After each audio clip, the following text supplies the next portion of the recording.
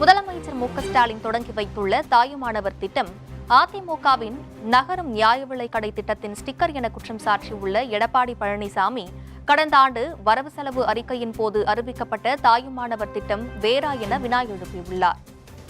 எடப்பாடி பழனிசாமி வெளியிட்டுள்ள அறிக்கையில் 2024-25 வரவு செலவு அறிக்கையில் அறிவிக்கப்பட்ட பல்வேறு அறிவிப்புகளை உள்ளடக்கிய தாயுமானவர் திட்டமும், அண்மையில் மு.க.ஸ்டாலின் தொடங்கியுள்ள ரேஷன் பொருட்களை முதியவர்கள் மற்றும் மாற்றுத்திறனாளிகளுக்கு மட்டும் நேரடியாக வழங்கும் தாயுமானவர் திட்டமும் வேறா என வினா எழுப்பியுள்ளார். கடந்த ஆண்டு பிப்ரவரி மாதம் திமுக அரசின் நிதியமைச்சர் சட்டப்பேரவையில் அளித்த 2024-25 வரவு செலவு அறிக்கையில் தாயுமானவர் என்கிற புதிய திட்டம் செயல்படுத்தப்படும் எனவும், இதன்படி ஆதரவற்றோர், தனித்து வாழும் முதியோர் உட்பட சமூகத்தின் விளிம்பு நிலையில் வாழும் மக்கள் அனைவரும் இந்த திட்டத்தின் கீழ் அடையாளம் காணப்பட்டு அவர்களுக்கு தேவையான அடிப்படை வசதிகள் மட்டுமின்றி கல்வி, வேலைவாய்ப்பு, திறன் மேம்பாடு, வீடுகள் போன்ற அனைத்து உதவிகளும் வழங்கப்படும் என தெரிவிக்கப்பட்டதாக எடப்பாடி பழனிசாமி சுட்டிக்காட்டியுள்ளார்.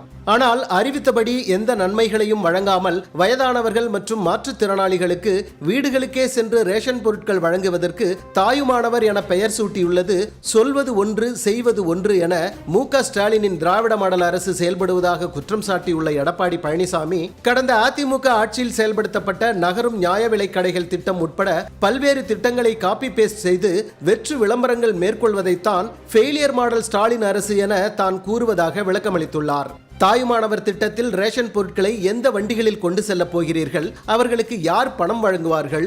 அவர்களுடன் ஒப்பந்தம் செய்யப்பட்டுள்ளதா?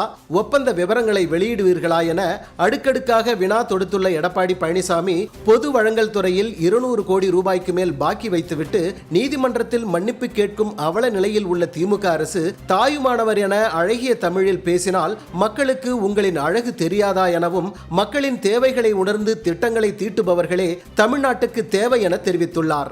2026 சட்டப்பேரவை தேர்தலில் காப்பி பேஸ்ட் ஃபெயிலியர் மாடல் திமுக அரசை தமிழ்நாட்டு மக்கள் வீட்டுக்கு அனுப்புவது உறுதி எனவும் பழனிசாமி தெரிவித்துள்ளார்.